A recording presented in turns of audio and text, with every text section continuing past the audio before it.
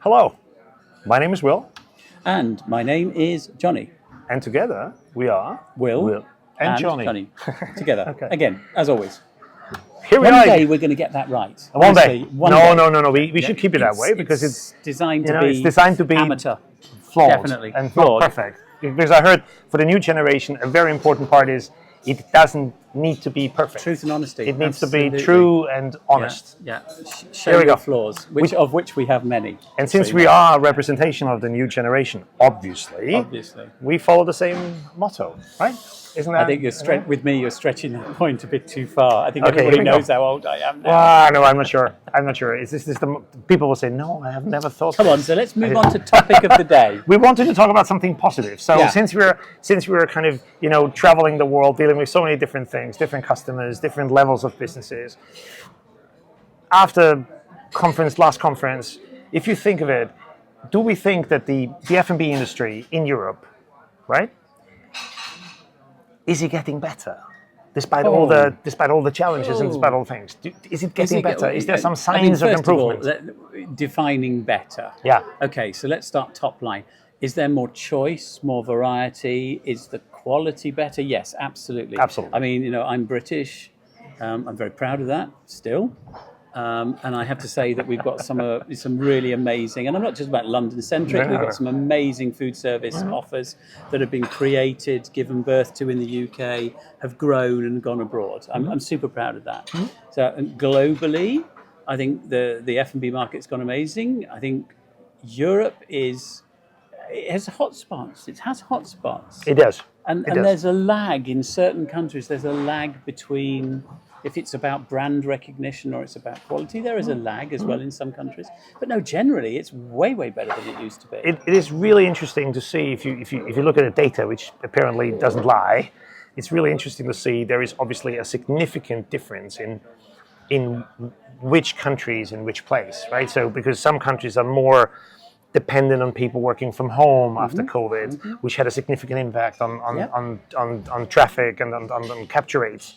Whereas other countries like Spain and Italy, were much less reliant on home offices. They seem to have a bit of better recovery on transactions, which is great. But what I find super interesting, despite all the usual kind of suspects of concepts, which are obviously doing the thing, whatever they do, I find it super interesting that smaller concepts, newer concepts, found some form of their bearing, how they set themselves up, how they do conferences. I mean, we're here in Amsterdam, there is a ton of things I've seen in the last couple of days, which are super impressive in the way how they operate, the way how they present themselves, the way how they take that very, the very foundation of our industry and really put it to the customer. I found this really impressive. So I think you're absolutely right, and I think the industry it's learnt how to use data. I mean, data. Oh yeah, for sure. Data has always been important, but pre-COVID, it was just about, were you going to locate your next unit in an office complex? Yeah. And there were 10,000 people in that office complex. Now we've learned how to understand journey times to and from the office from home, net journey time that people travel, whether that means they will be having breakfast out of home, whether it means that they're going to be in the office not on a Monday and not on a Friday. And so the modelling itself has got more complicated. And also, as a result, it's pushed food service back out into the provinces. It's urbanised it again, so that many of the brands, many of the companies are looking at what they would consider secondary and tertiary locations now. Absolutely. Because the hearts of the cities are not what they used to be. No. And actually lots of people still don't want to work from home, but they'll go around the corner in their local town and sit in a coffee shop and do their stuff, do what we're doing. And I think it's important. It's Except not that not with Will. I think it's important. We're not sitting in a pink room and believing the world is all fantastic.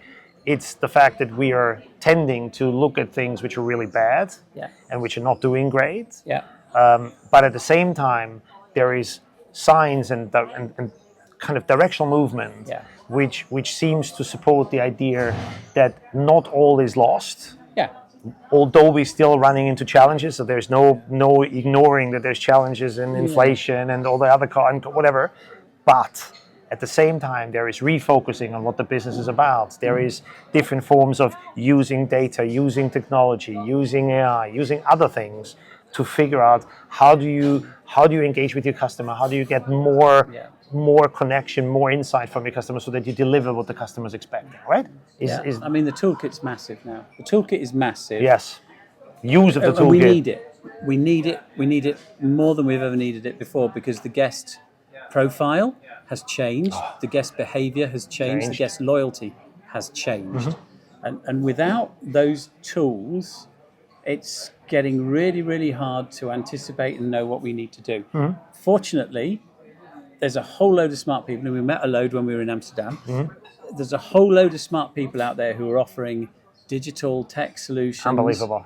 And add that to some inspiring individuals who are leading companies to excellence pretty much every day, and you've got a perfect combination, which is why I'm such a positive spirit in our industry about the future, because despite everything, governmental, taxation, socio-geopolitical changes, Trump, do you remember him? All of those things, despite all of that, these boys and girls are getting up every morning, going into their restaurants, bars, cafes, whatever, and doing an astonishing job with the people. An astonishing and job. We heard a great example of that when we were here. So, if you look at from your perspective, the things which I think stand out for me, some of them you already touched on, the fact that you use data now as a fully integrated element, not as a kind of somebody told me a number and now I'm thinking. No, I have now so many data sources, and the AI helps us to, package them up and give us something we can really work with. We have a better understanding of the customer who's coming to us and what the guest wants and what the guest doesn't like, and we can better adjust to that. What else would you think, or what else would you see as a significant game changer in the way how we do our business today, despite the resilience and the focus you already mentioned?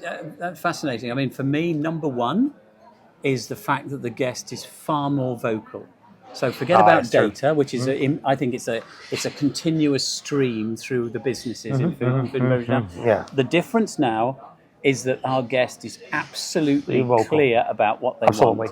And and that's why we're seeing painfully, but a reduction in alcohol consumption, an improvement in welfare and well-being consumption in nutrition. The fact that design, conservation, community design is becoming in some ways less important in terms of what it looks and feels like, but more important in terms of the mechanics of getting people to a restaurant. It's less about the chair. It's less about the chairs and the tables and things. It's more about. Because I love cars, I always do that analogy about cars. You can't design a beautiful car from the outside in. You've got to build a fantastic chassis, mate it to a stunning engine, which is the kitchen and the front of house and back of house, and then put a gorgeous body over it to make it the Ferrari or Aston Martin, to make it unbelievably beautiful. But you can't do it the other way around, because otherwise you end up with a DeLorean. And whilst they were famous, they were probably infamous than famous. and so that's my point, is that now we've got this incredible clarity from guests.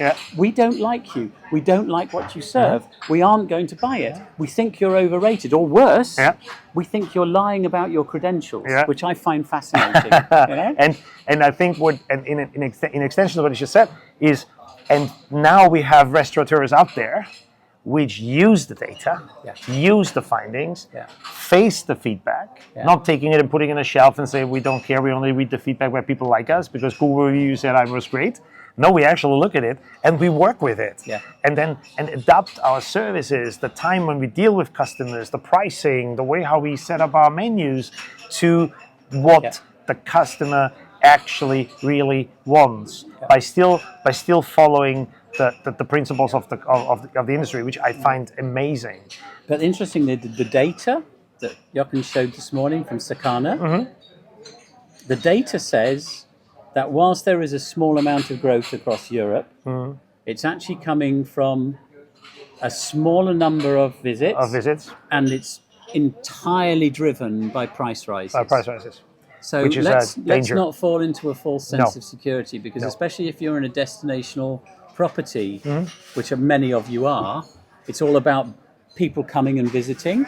And what that data is showing is that fewer people are coming, but they're being charged more. So the top line gross sales are okay. So from a development point of view and from a leasing point of view, I think it shows that if you dive a bit deeper into the partners you have and you understand their business better, and not assuming that automatically because things look a little better, we can automatically assume that they're making tons of money, is if you would work closer with them and understand the business better, you might actually find a way to support that trajectory. So here's a really good point. I totally agree with you. It's a really good point. To all of you landlords, owners, developers, managers, service providers out there, you collect sales data daily or weekly or monthly, and you're religious about that, and you send the letters and you send the email saying we haven't got the sales data.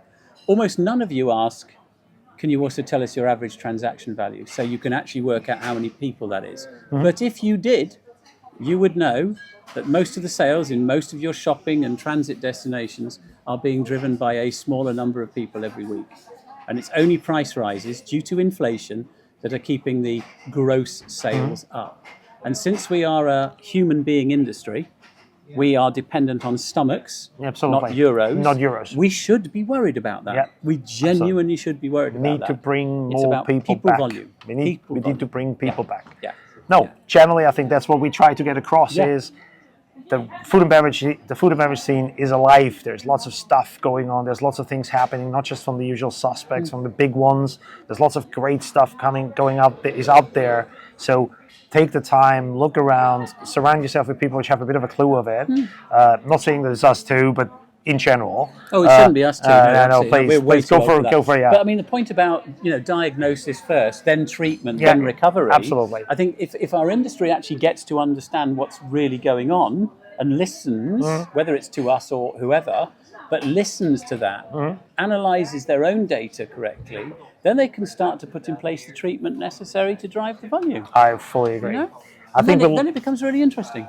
I think we can leave the audience with that thought. I think we can, don't you? Guys, good. Hope you enjoyed it. It was a great pleasure. See you again soon. Take care. Bye. Take care. Bye.